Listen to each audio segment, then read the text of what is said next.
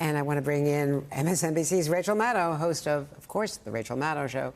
She was inside the courtroom today. Rachel, describe the experience there and how, if you could see Trump or the jury, either, this whole argument with Michael Cohen on the stand and the cross-examination, which seemed pretty tough, and then the redirect, which was cleaning a lot up. Yeah, Andrea, it was a really, really interesting day for a lot of different reasons. First of all, from a personal perspective, I felt very lucky that I had a great vantage point of the entire jury and also of Trump. There's some police officers that sometimes get in the way of all of this in the courtroom seeing Trump, but I could see them both pretty much entirely for most of the day, which was interesting because one of the things I don't think I was able to appreciate before was the sort of palpable interest level of the jury.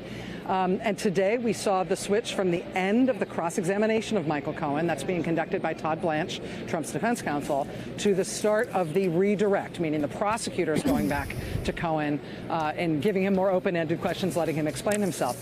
I think while Todd Blanche was very animated and at times very seemingly agitated today, he really yelled at Michael Cohen a few different times. The jury didn't seem to be following him all that tightly. I noticed several jurors kind of yawning or staring off into middle distance, kind of maybe not knowing what he was getting at.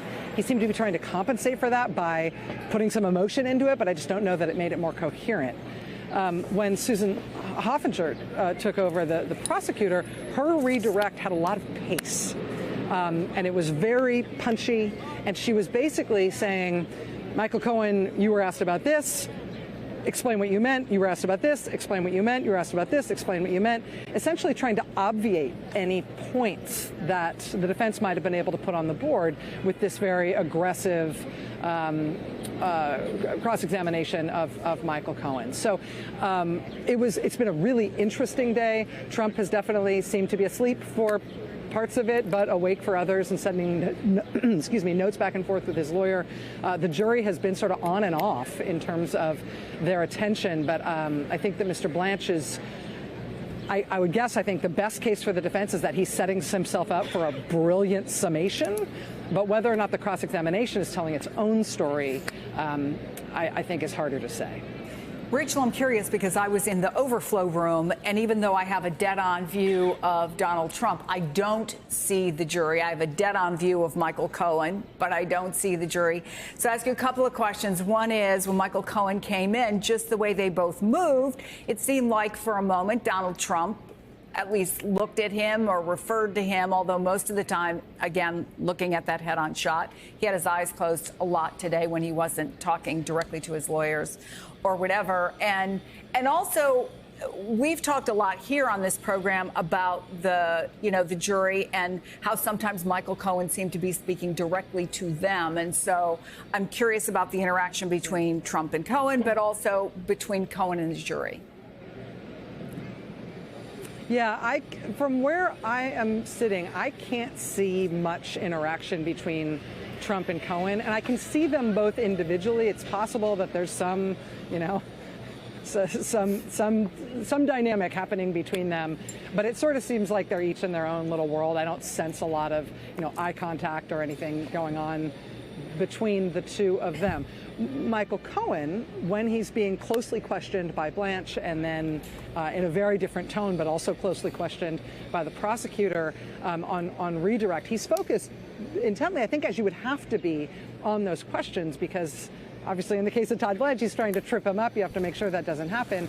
But anytime that Michael Cohen has a little bit of breathing room, an answer where he gets a little bit of time to explain himself and expound on something, he does direct his energy to the jury, and they are watching him very closely. Sorry, go ahead. No, I was wondering, when I was there last week, I noticed that when the jury walked in, Rachel, they never looked at Donald Trump like to a person. They would walk in, look ahead of themselves, and the second they passed Trump, they'd look down. What'd you get when they were filing in and out and their interaction with the former president? It seems like they are there, to do the people's business. And they are taking this seriously, and they're focused, and they're not sort of playing reindeer games in terms of anybody staring anybody down in the courtroom. And honestly, nobody is. I think this jury is being taxed in terms of their ability to sustain interest in what often feels like arcane and plotless, not badgering, but sort of pecking at the witness in the case of Michael Cohen. If you don't know why it matters, if it's not obvious, I think, to a layman why it would matter, whether or not whether or not Michael Cohen had closer to 12 calls or closer to 20 calls with AT&T in 2017, then hearing the 11th question on that point, it is taxing in terms of focusing. And you can see jurors, nobody's doing anything performative or theatrical, but you can see jurors kind of doing this, or kind of looking out into the room or trying to find something else to keep their attention. While Trump's defense counsel is trying to pound away at Cohen. So there was, they did try to build to a little bit of a dramatic crescendo at the very end of the cross-examination. I think it was a big missed punch, basically. Blanche basically trying to get Cohen to admit that he had a financial interest in this case, and Cohen, I think, very strongly parried that and said, yes, I have a financial interest in this case because I talk about this case on my podcast and on TikTok, and that's how I get paid. Do I have a financial interest in whether or not he gets convicted? No, I don't. And frankly, it's probably better for me if he doesn't, because then I can keep talking about it. And I think Blanche thought that he had really backed Cohen into some sort of embarrassing admission by saying he had a financial interest. And Cohen answered in a way that was both plausible, that was true to the sort of character that he's shown himself to be in front of this jury, and that also completely obviated Blanche's point and landed really in Cohen's favor at the end of that. So they were trying to build towards some drama, but I think Cohen essentially outfoxed them. I don't know if that backs up the impression we have from reading this narration that is being written by our great colleagues in the overflow room. And in reading it, you don't have the affect. But it certainly seems, with a few exceptions, today and most notably on Thursday, that it's very discursive cross-examination, that it's going here, there's no narrative thread, and it just seems that you're not building a story for the jury of what happened. I don't know if that was your impression as well. Yeah, Andrea, I think that's right. And that's what I mean by, I think the best interpretation of what's happening on the defense is that they may be building toward a brilliant summation. So I don't know if you ever watch like the Great British Baking Show or like any of those other baking shows, but like they're handed a bunch of different ingredients and you have no idea what they're going to make. No, exactly. Thank you. Exactly. But they've got all these ingredients out on the bench. You don't exactly know what they're going to make, and at the end of it, it's like some beautiful French patisserie thing. Right? Like maybe this is going to come together as some amazing recipe in the summation. But as it has been presented thus far, the cross-examination of Michael Cohen thus far is the defense's case, and it is thus far a splatter painting of stuff that does not connect or tell a narrative. And they don't need to tell a narrative. They don't need to prove beyond a reasonable doubt any counter explanation for the events that are at issue in this case. They just need to poke holes in the prosecution's case. But they do need to hold the jury's interest and seem like they are taking up the jury's time for a reason. And there are very few moments at which I think Todd Blanche in this defense is saying a thing that seems to mean a thing to this jury. He may do the world's greatest, or the defense team may do the world's greatest summation that brings it all together in some way that's unforeseeable from this point. But in the moment, it is discursive, sprawling, and uninteresting.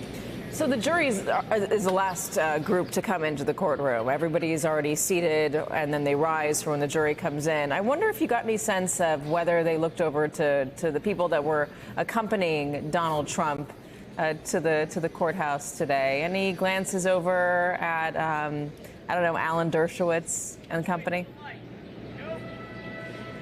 You're definitely seeing, you're seeing a lot of, I would say, I noticed jurors looking out into the courtroom in general. Whether or not they were focusing on Trump's entourage is hard to tell. I will say, just as an observer in the courtroom, the entourage today is colorful, right? The Hells Angels leader is a very large man wearing a very flamboyant suit with a big dyed black pompadour and huge gaudy jewelry on very large hands. And he's sitting next to Boris Epstein, who kind of looks like his body double.